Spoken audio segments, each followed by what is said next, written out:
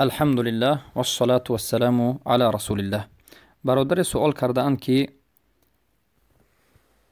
درباره گوشت خوک معلومات دهید. ضررهای آن را البته بیان کنید. آیا حرام کرده های الله یگان فایده دارد؟ بارک الله فیکم برادر عزیزم. اولا مسئله این است که البته الله سبحانه و تعالی گوشت خوک را، روغن خوک را و تمام اعضای خوک را برای من و شما مسلمان ها حرام کرده است. و البته این نه فقط به امت اسلام بود، بلکه به دیگر امت های گذشته حرام بود، به مانند یهود و به مانند نصارا. اما اینها تحریف کردند، تغییر کردند، دین خود را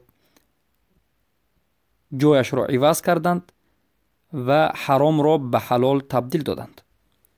بارک الله فیکم. الله سبحانه و تعالی میگوید انما حرم علیکم المیتة و الدم و لحم الخنزیر. البته الله سبحانه و تعالی چیزهای مرده را، خون را و لحم خنزیر و گوشت خوک را برای شما حرام کرده است.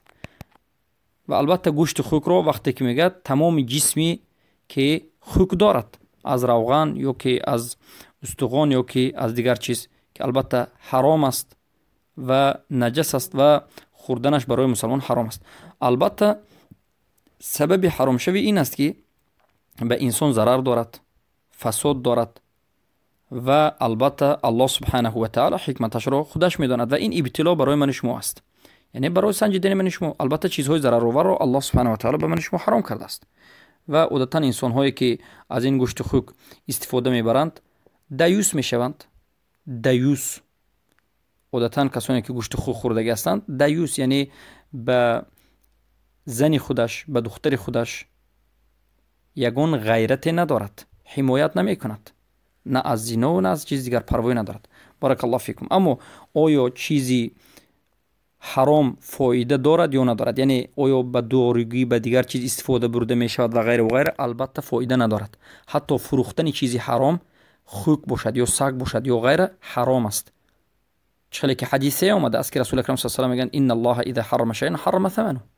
زمانی که الله چیزی رو حرام کرد، پول، قیمتی همون، مبلغی همون، فایده همون هم حرام است.